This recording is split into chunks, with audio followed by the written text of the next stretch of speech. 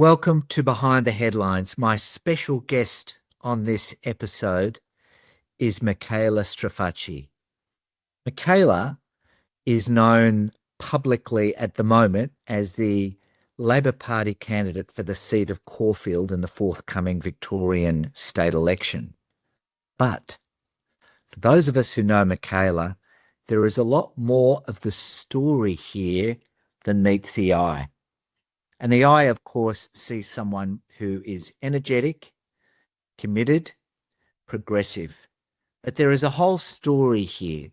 Why would someone who has been incredibly successful in her own career in the law and has broken through many glass ceilings make a decision to stand for a seat which is traditionally held by the Conservatives during a time when Labor is on the nose and when there are concerns in the community about how Labor actually treats the Jewish community?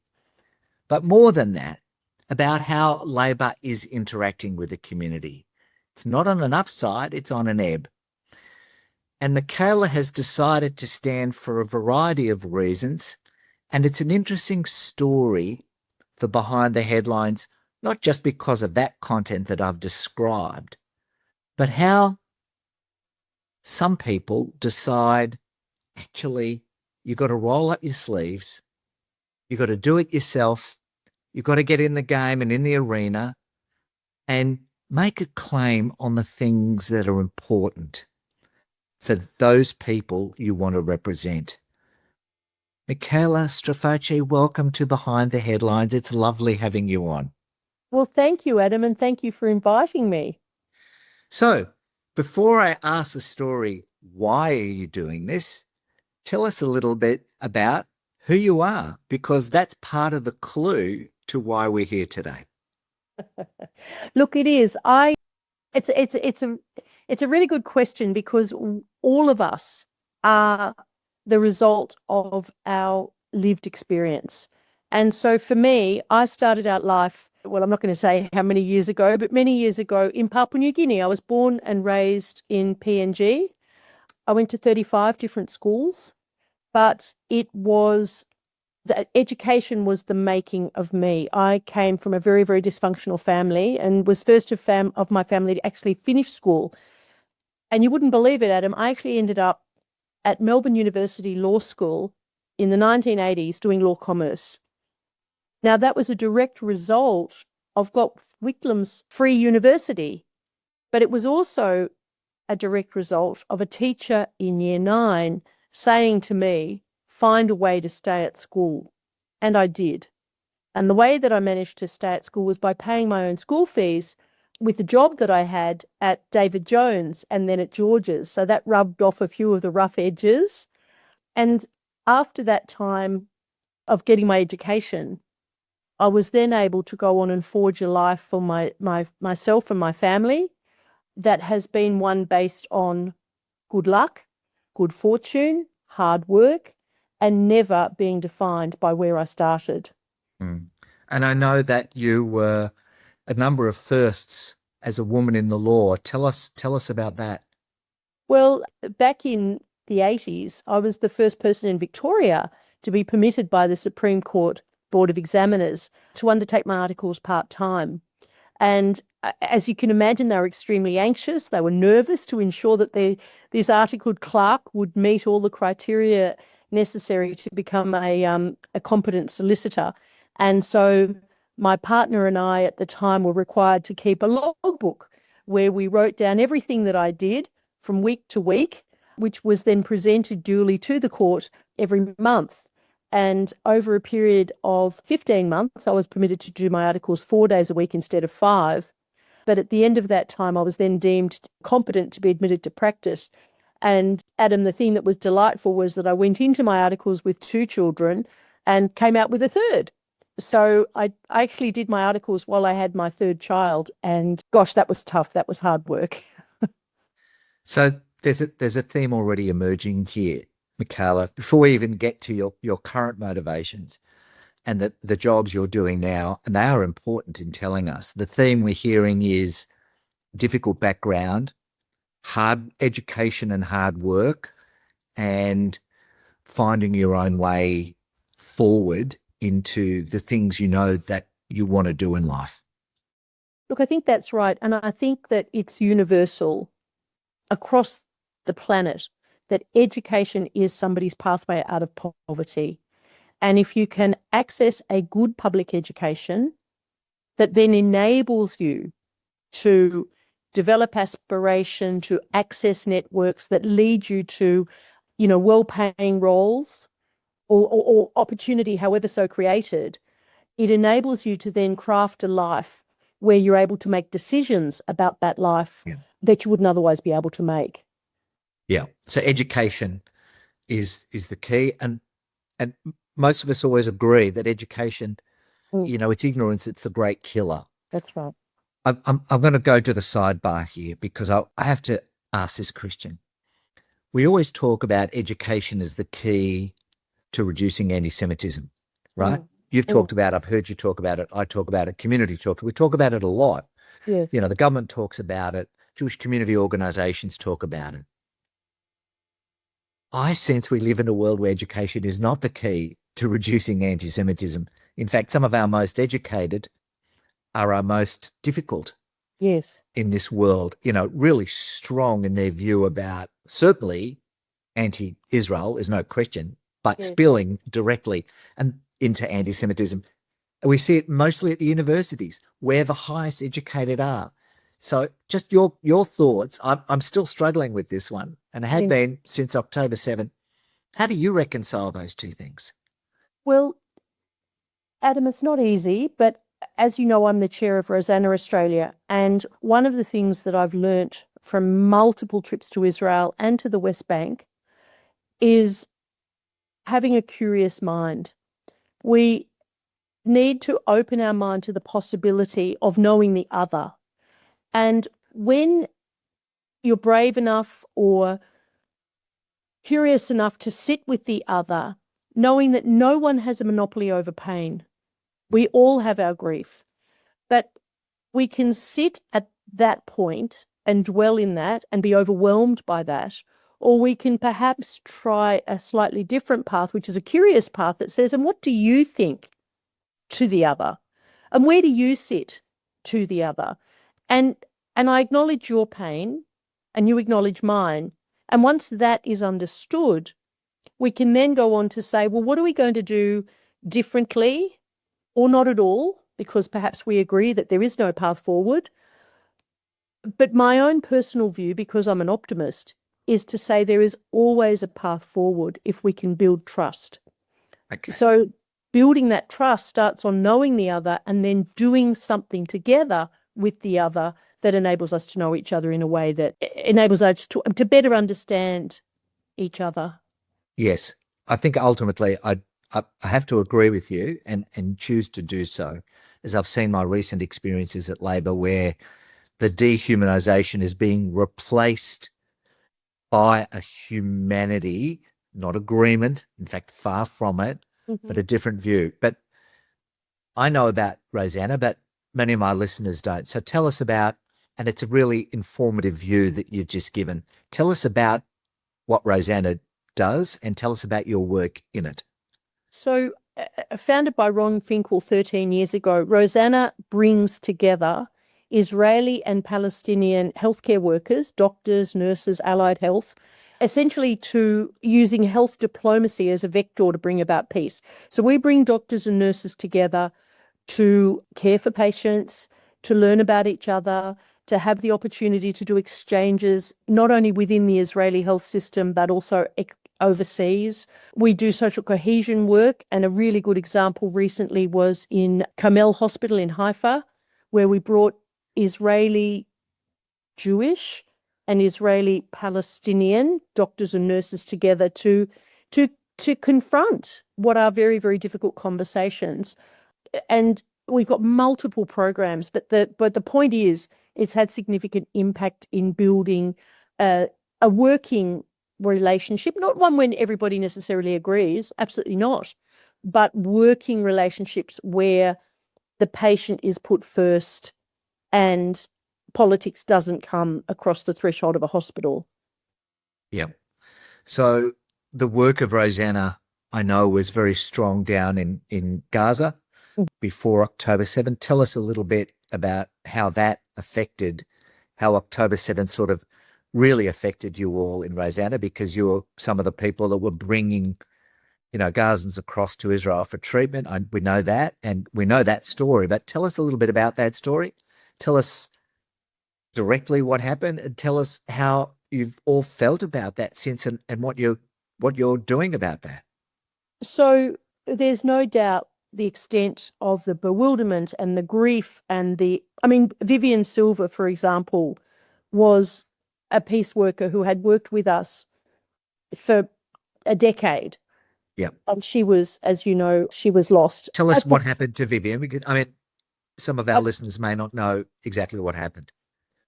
well, I don't want to upset anybody, but she was on the kibbutzim that was stormed by Hamas. She was burnt alive. Now that's horrifying. Like, it is beyond horror.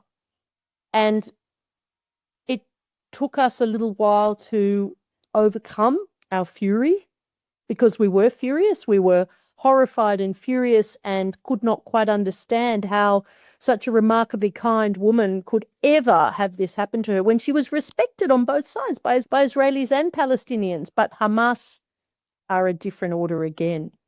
We were out of action as an organization for a week, and then we picked up our shovels and went back to work. Well, picked up our stethoscopes, perhaps, is a better descriptor. And what did you do? What were you doing after the first week? So we continued. We've got 2 tent clinics running in Gaza. We've continued with our Wheels of Hope program, where we have, not in Gaza anymore, but certainly in West Bank, bringing people to the border, and a Palestinian volunteer will bring them to the border, and then an Israeli volunteer will take them to Sheba or other hospitals. We're continuing with our Women for Women program, where we go up into the hills behind Hebron and administer a care for mums and bubs, and particularly prenatal and postnatal care. We've continued to have delegations come out to Australia for exchange opportunities.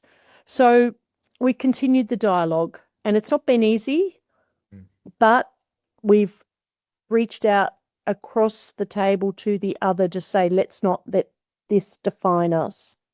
Yeah. You give me confidence and support in much that has now been written from Gaza, and I'm referring in particular to Ahmed Al-Khatib, his recent essay in the Jewish Quarterly, where he says, I am a Gazan, and 34 of my family have been killed in this war by Israel. And I stand against Hamas, and I stand against the brutality to my own people and the brutality that Israel has done in the context of Hamas creating that.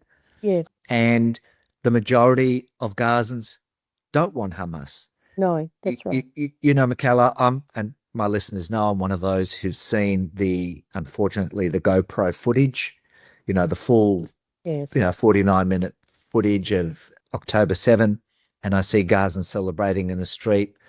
And I've spoken to people and they say, Adam, yes, that's true, but you're talking about tens of people. There are a million others who would tomorrow throw Hamas out and stand for peace. And it's because of the work of the Rosannas that will allow that eventual bud to flower, I'm sure, one day. And we have to be optimistic, because we have to live side by side. And no wall big enough is going to stop it. Look, you're exactly right. On the one hand, we say shalom. On the other hand, we say inshallah. So together, people are people. And Yeah. the mothers want their children to be safe. And I actually think the pathway through all of this will be through women. But pray God that day comes soon. Yes, we do. So we're building a number of themes here. We've got the education, we've got the hard work, and now we've got the giving, the giving to others. And Rosanna's work is instrumental. It has been very powerful at many levels. Mikaela, you're at the end of your legal career. Labor is on the nose, and you've said, "No, I'm going to put my hand up. and, and I'm going to stand for the local seat.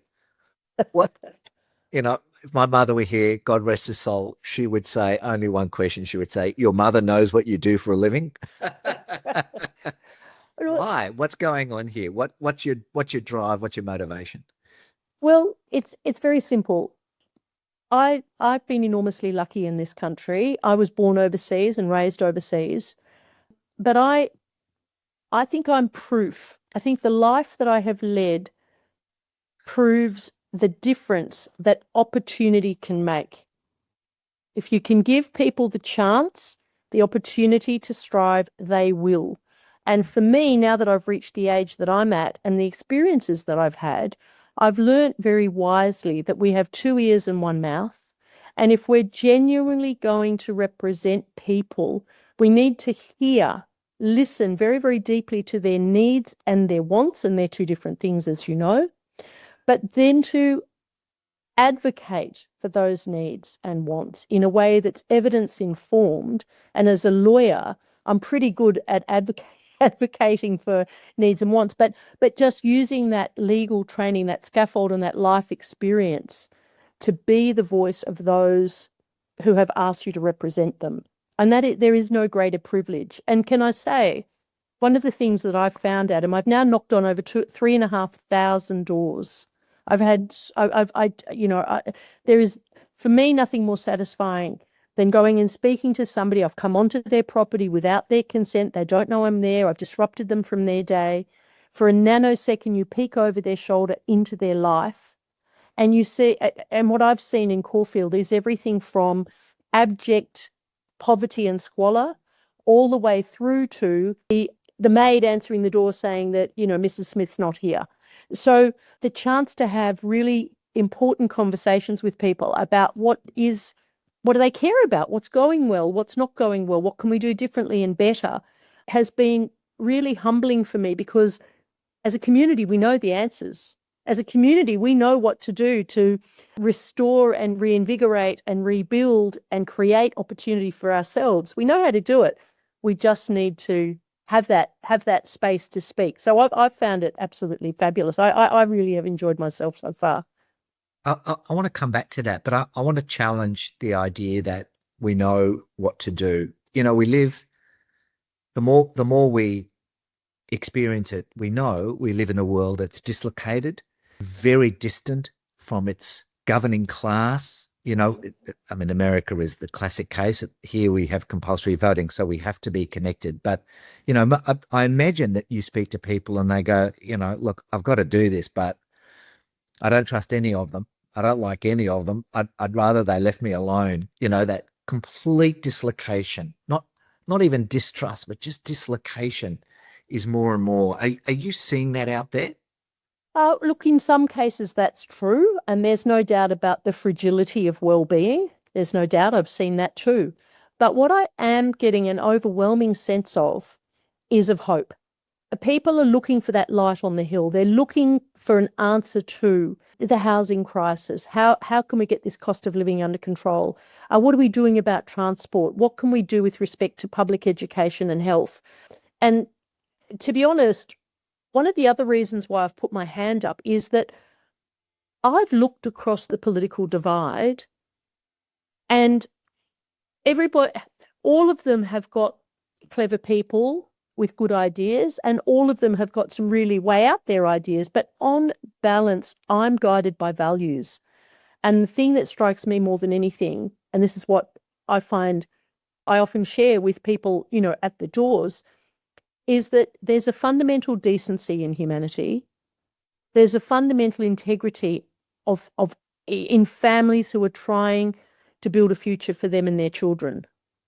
And when you tap into that, it creates optimism in a way that needs to be shared, that we need to talk about, that we need to say it's not all doom and gloom. There's a lot of good stuff going on in the world. And yeah, what I'm hearing on the streets, and I door knock every day, is that. Mm. So tell me some of the things I mean, that's a fantastic message. Tell me some of the things you're actually hearing from people. Let me just add for our international listeners here, and that's a lovely growing cohort. If I may, as background, and correct me if I'm wrong, Victoria is the second largest state in the Commonwealth of Australia. We're right in the bottom. Our capital city is Melbourne. It's a city of 4 million and it's growing very fast. And we've had a Labor government, right? It's left of centre for 8 years. For 12 years. Yep. And the recent Premier resigned only 2 or so weeks ago because all the opinion polls were tanking with her as the leader around a number of particular issues.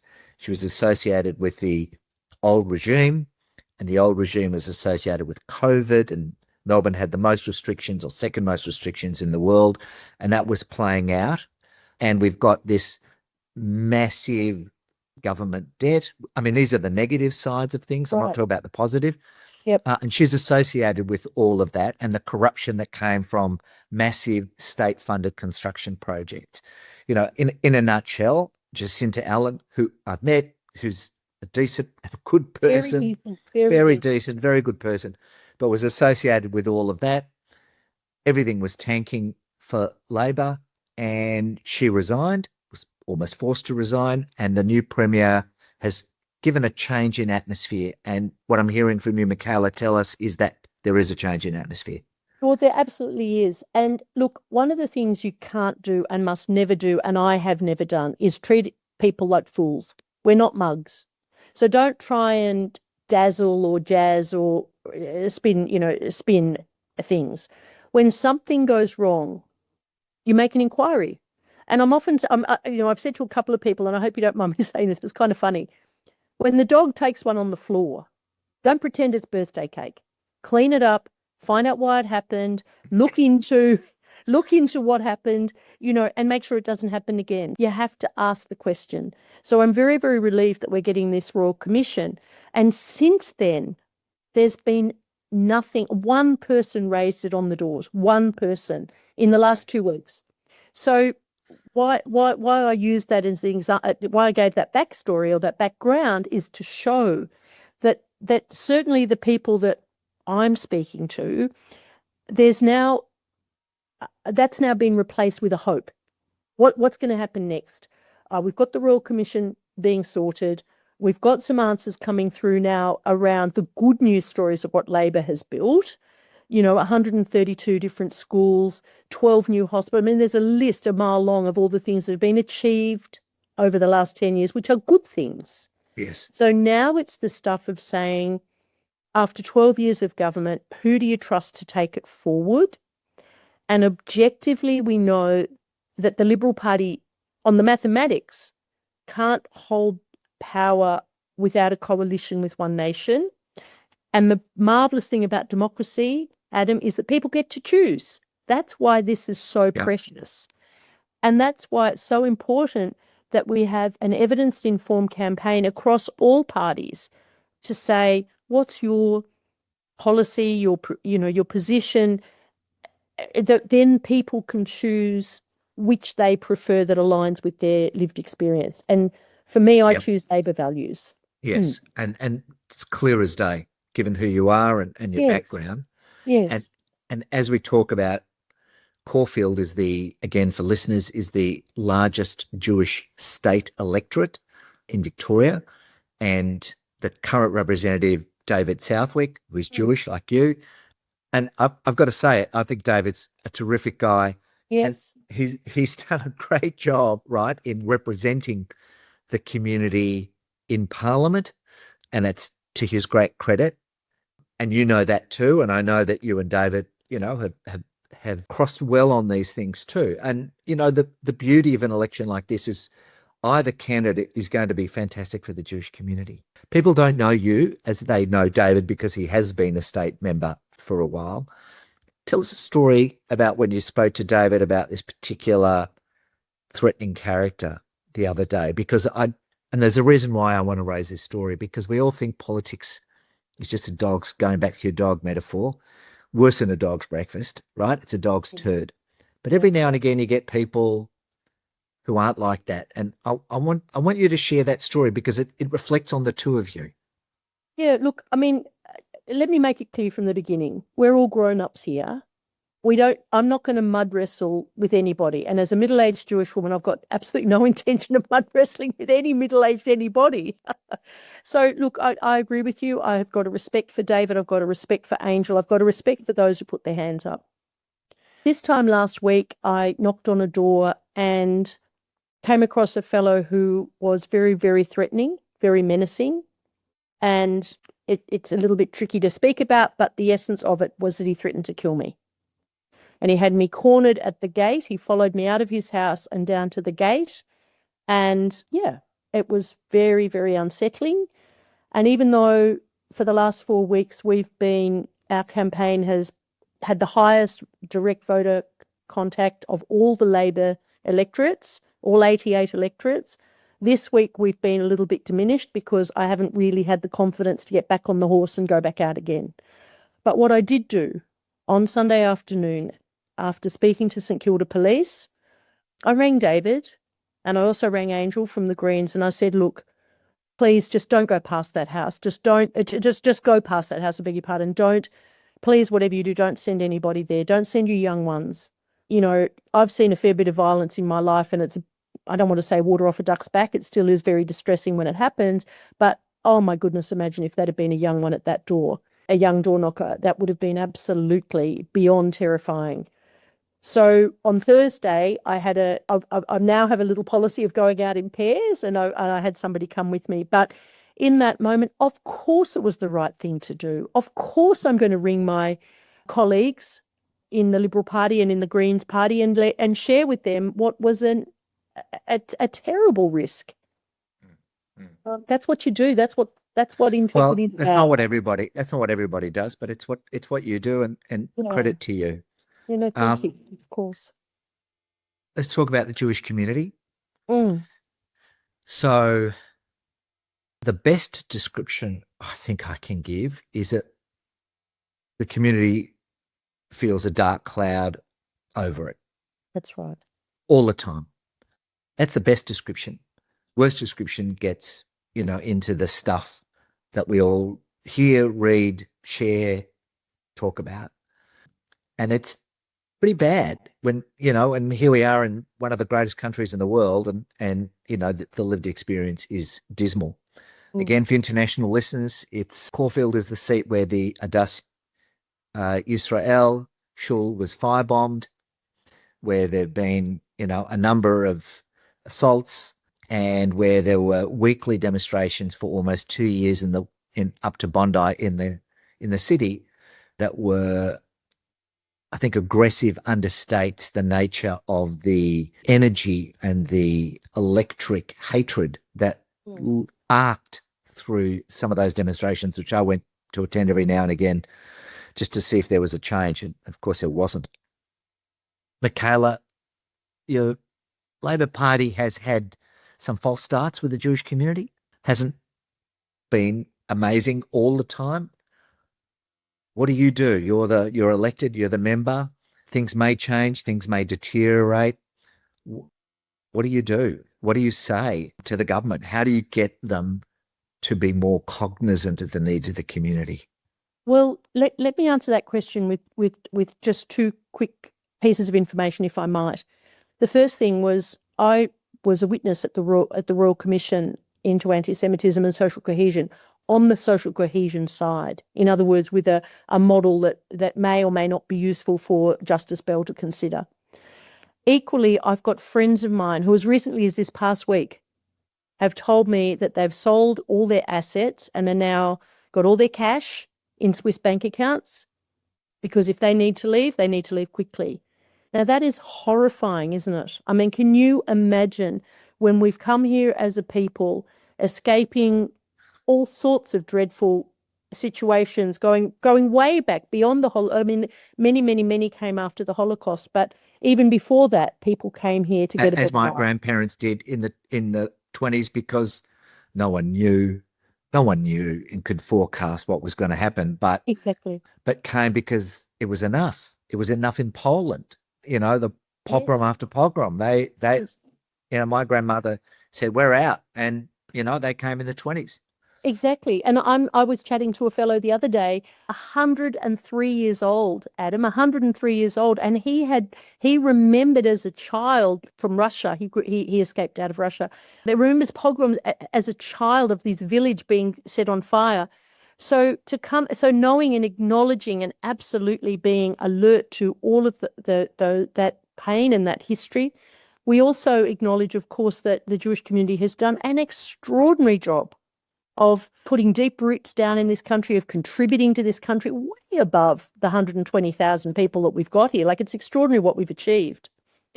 So if I was elected, it's important to note I'm the only Jewish woman running in this state election. And if I was elected, one thing I can absolutely promise you is that I would stay ever vigilant and constantly focused on the need to continue dialogue and conversation and support of our Jewish community. And I mean, it's not to the exclusion of others. Other communities have their stories too, but our community is one that I think has contributed in a way that others perhaps have not yet. I mean, it's interesting, isn't it, to reflect on the fact that the Jewish community in the Middle Ages was one of the very, very few communities that actually, in particular, well, it was the only one in Europe that taught its women how to read, write, and count. The only one. We have always valued education. We've always valued community, Torah, and God. And those three things together, those three legs of the stool, if I can put it that way, make us who we are. I've just finished reading a great book called People Love Dead Jews by Dara Oh, Horn. Do you know that it's an one? amazing book, isn't it? It's an amazing book. And she talks about the fact that we are a people who have a religion. It's not a religion that has a people. And I love that. I love the fact of, Am Israel High. Like, Yeah, we are a yeah. joinable tribal group, and long that may that be the case. And we need to look out for each other. And we do, and we're going to need people. Well, my view, and my listeners know, my view is you've got to be in the arena. It is. Absolutely. It. I'm not going to. I've written a lot about this recently. I'm not going to beat it too loudly. Except if you walk away, you cede the ground to those who would displace you. It's as simple as Absolutely. that. Politics is about filling the chairs, not leaving them vacant. Well, And as that's fundamentally what it is.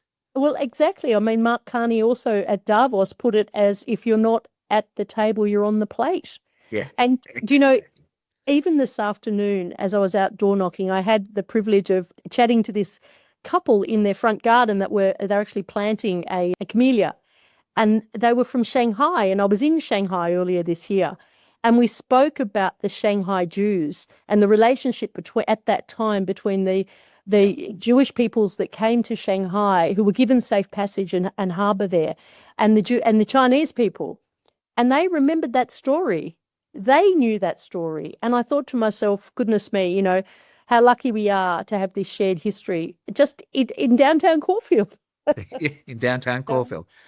You mentioned you submitted to the Royal Commission, and you've submitted a framework or something. Tell us, Oh, Mikaela, what you've well, written about. yeah, so it's for Rosanna. We were invited we actually have had three examinations now. And I was supposed to be in Sydney tomorrow, actually, Monday, but we've got one. Our CEO is going to be speaking. He's being examined tomorrow by Justice Bell. But we've put forward a model called the Constellation Model, which we hope will be something for the Commissioner to consider by way of a recommendation of a program that we know will work, may contribute to the creating of a sense of belonging and the other here in this place in Australia. Can you tell us about Constellation?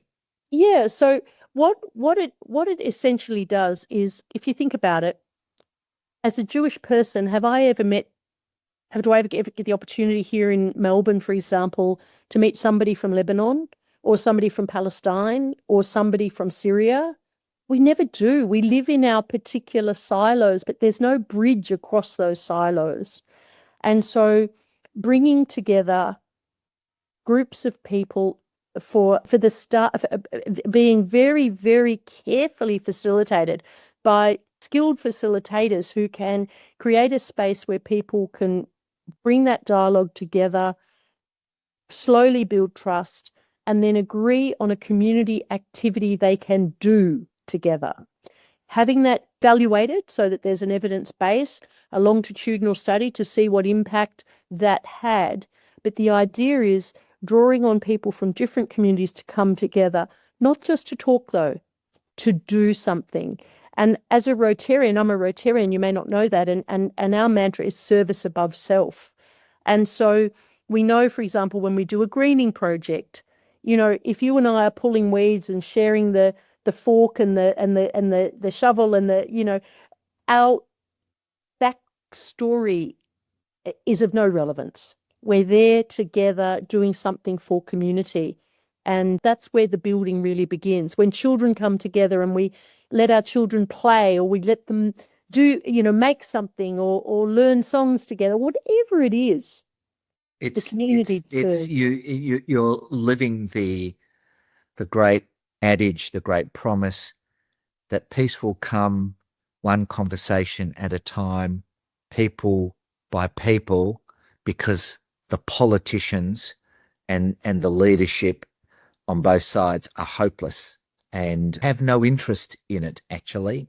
But people do. I interviewed Radana Frajir, an Israeli Arab, Yeah. earlier this year, and she said the same thing. She said, if we leave it to the politicians, we will get nowhere because our interests don't coincide exactly with what it is we want to do, which is get on with our lives and do it in a peaceful. The religious lunatics, the political machines, all we with Put it all that aside. No. when they take control, disaster follows. But one conversation at a time. Well, I'll give you a perfect example, and this is one of my favourites. So, as a Rotarian, I raised funds through our district, and then we got a global grant for Rosanna to be able to do a program actually in East Jerusalem and in Jerusalem.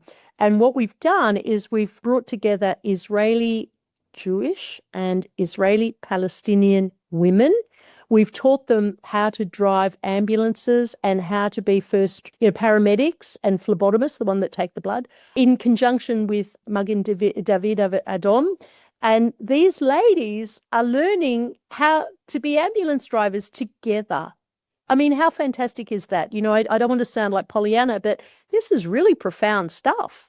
And when you've got an all-women's crew, not only in the driving, but also in the person who's attending to the care, that's a very, very powerful presentation, really. It's actually huge. It's at so many levels. It's significant because it's not only working inside communities where women and men have issues around coexistence, and that's true in the Islamic and the Jewish world, but also across those two worlds. So, Yeah.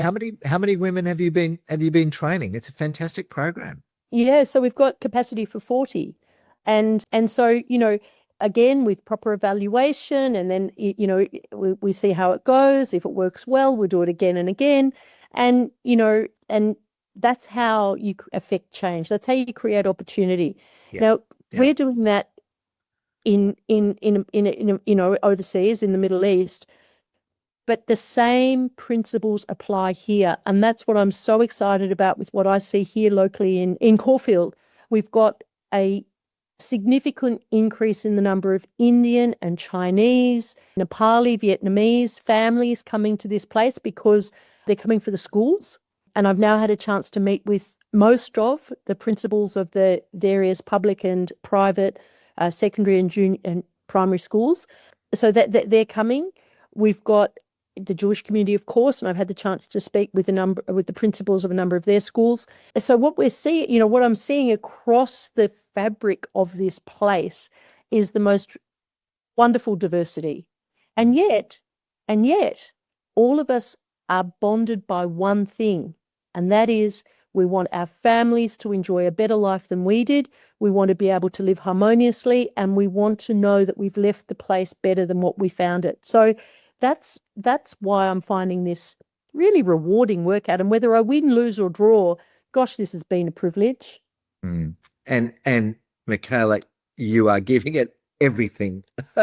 I know you are giving it everything you possibly can. Door knocking to the max, talking to the max, involving and bringing in everybody in that beautiful spirit that you engender. But do you know what? Can I tell you one more thing? I've got two sons in the military, and what I learned very early on when they were both at the military academy at ADFA, armies march on their tummies. So you have to make sure, and as a good Jewish mother, this is what I do. I make sure we're all well fed. So today, when we had our door knocking, I made actually, funnily enough, some Anzac biscuits this morning, and I took them in Ziploc bags, so everyone had three each. And then last time we made scones, there's nothing more wonderful than bringing people together with good food and a bit of camaraderie, Yeah. and Yeah. away we go. Around the table is That's where, it. if it's not in the garden, it's around the table where constellation will make itself well planted. To That's it. finish the metaphor, Mikaela, it's been an absolute delight to have you. Your energy and optimism is so bright and is so needed in these times, not just at the higher level because politics is so challenging, but at our level, at our community level, with the dark cloud above us, it's you bring a lightness and a sense of purpose and drive to all of this. So congratulations for rolling up your sleeves and good luck to you in November